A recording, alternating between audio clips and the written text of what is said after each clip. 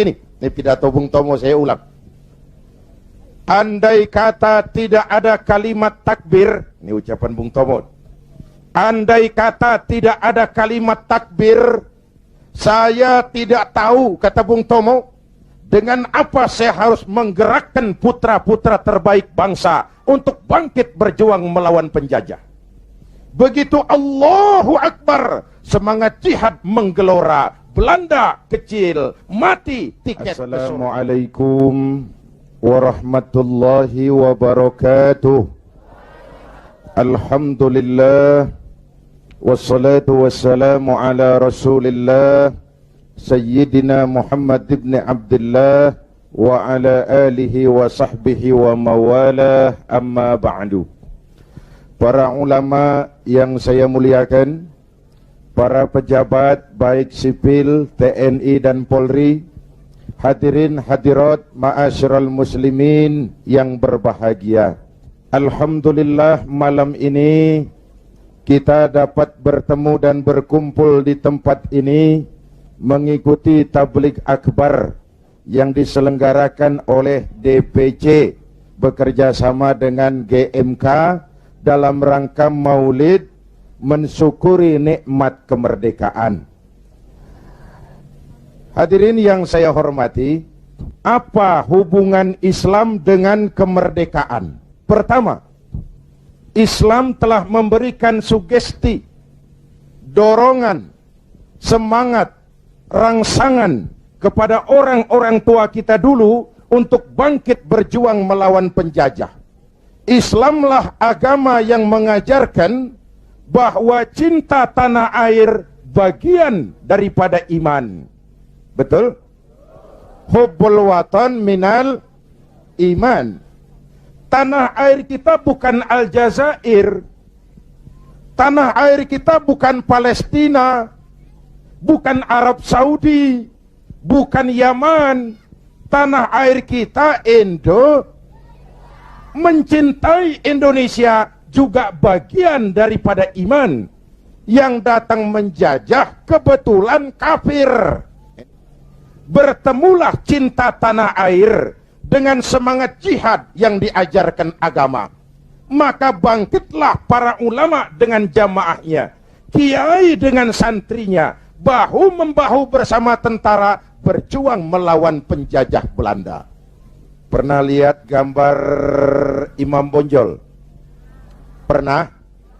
Pakai sorban. Pakai apa? Kalau pakai sorban pasti bukan pendeta Shaolin.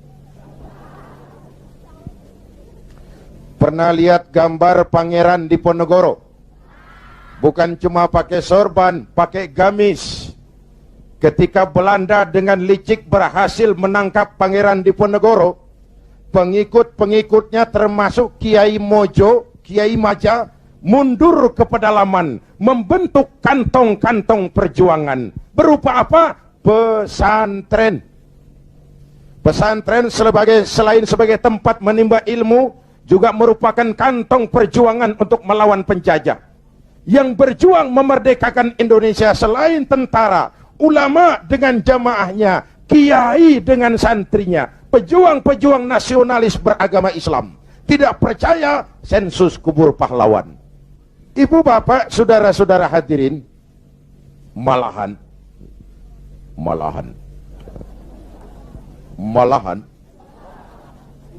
Bung Tomo, tokoh 10 November yang dikenal sebagai Hari Pahlawan, dalam satu pidatonya di Jakarta, saya ingat almarhum Bung Tomo pernah bilang begini. Ini pidato Bung Tomo, saya ulang. Andai kata tidak ada kalimat takbir, ini ucapan Bung Tomo. Andai kata tidak ada kalimat takbir, saya tidak tahu, kata Bung Tomo, dengan apa saya harus menggerakkan putra-putra terbaik bangsa untuk bangkit berjuang melawan penjajah. Begitu Allahu Akbar, semangat jihad menggelora. Belanda kecil, mati tiket ke surga. Coba pakai kalimat lain, enggak serem. Tapi begitu Allahu Akbar, kalimat ini refleksi dari nilai keyakinan. Ibu bapak, saudara hadirin yang saya hormati, Ketika itu pilihan perjuangan cuma dua, merdeka atau mati. Betul? Orang-orang tua kita berjuang nggak mikirin nanti saya jadi bupati di mana kalau merdeka. Nanti saya dapat kursi apa kalau merdeka. Tidak. Ikhlas membela tanah air sebagai bagian daripada nilai-nilai keimanan. Dulu iman untuk merebut kemerdekaan. Sekarang iman untuk mengisi kemerdekaan.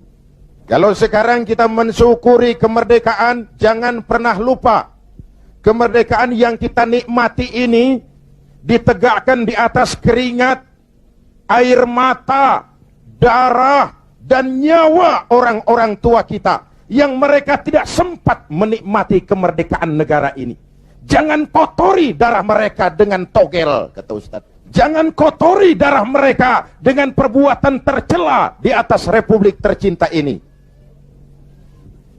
Jangankan adik-adik saya yang lebih muda, saya saja kalau ditanya, Saudara Zainuddin, apa jasamu dalam menegakkan kemerdekaan? Saya jawab, tidak ada. Kenapa? Karena tahun 45 saya belum keluar. Itu saya. Tapi saya harus tahu diri dong. Kalau sekarang saya bisa minum air kelapa, itu karena orang-orang tua saya sudah nanam pohon kelapa. Betul? Nih adik-adik kecil nih, pernah minum air kelapa enggak? Pernah nanam pohon kelapa? Enggak pernah. Kalau sekarang kita menikmati indahnya merdeka, jangan pernah lupa. Kemerdekaan ini bukan hadiah Belanda, bukan kado Jepang, tidak turun dari langit laksana turunnya embun di waktu malam. Kemerdekaan tidak muncul hanya dengan simsalabim abragadabra. Kemerdekaan ini keringat, air mata, darah, dan nyawa orang-orang tua kita. Dulu iman untuk merebut kemerdekaan, sekarang iman untuk mengisi kemerdekaan. Selama ini pembentukan SDM kita cuma berorientasi pada pengisian otak, penataran tiap hari, pendidikan keterampilan di sana sini, tapi hati sering kosong, agama dangkal, keyakinan rapuh, akhirnya moral rendah. Pantas yang disuruh ngurus laut malah jadi bajak laut, yang disuruh ngurus hutan rame-rame jadi orang hutan, yang disuruh ngurus beras malah nimbun beras, yang disuruh ngurus hukum malah bikin hukum kayak pisau. Itu yang melukai rasa keadilan. Pantas muncul street justice, pengadilan jalanan, maling motor tangkap bakar. Itu refleksi dari ketidakpuasan rakyat terhadap sikap hukum selama ini, di mana rakyat melihat kalau yang kecil salah, hukum cepat-cepat ditegakkan, yang besar salah, diam pura-pura nggak ngerti. Itu yang merusak masyarakat. Jelas? Hukum kayak pisau. Tahu pisau? Kalau ke bawah tajam, ke atas si tombol. Berangkat dari pengalaman itulah kita harus mulai kembali kepada penataan nilai keimanan. Itu sebabnya Muslim begitu beral lahir ke alam dunia udah disambut azan. Benar Bu? Kenapa? Bayi itu kaset kosong. Kalau dipakai merekam, daya rekamnya kuat. Kita yang udah berumur nih, ibarat kaset kebanyakan rekaman udah. Nggak kusut juga lumayan. Ngapalin udah berat, kaset kusut. Bayi kaset kosong. Begitu beral hadir ke alam dunia, rekaman pertama yang menyentuh telinganya lafzul jalalah. Allahu Akbar, Allahu Akbar. Rekaman pertama. Belum sempat dia dengar Ricky Martin. Belum sempat dia dengar Westlife.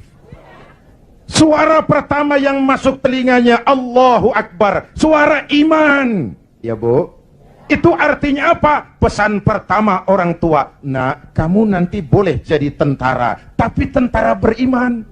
Kamu boleh jadi polisi, asal polisi beriman. Jadi pejabat, pejabat beriman. Jadi pedagang, pedagang beriman. Jadi petani, petani beriman. Jadi nelayan, nelayan beriman. Ibu bapak hadirin yang saya hormati, karena itu kita doakan. Dan kita semua rakyat tetap menjaga kebersamaan, persatuan, kerukunan, dan kekompakan. Perbedaan jangan dianggap permusuhan. Justru ciri demokrasi, kemampuan memanage konflik, bukan menghilangkan konflik, tapi memanage konflik menjadi kekuatan untuk membangun ke depan. Hadirin, inilah sekelumit yang dapat saya sampaikan malam ini.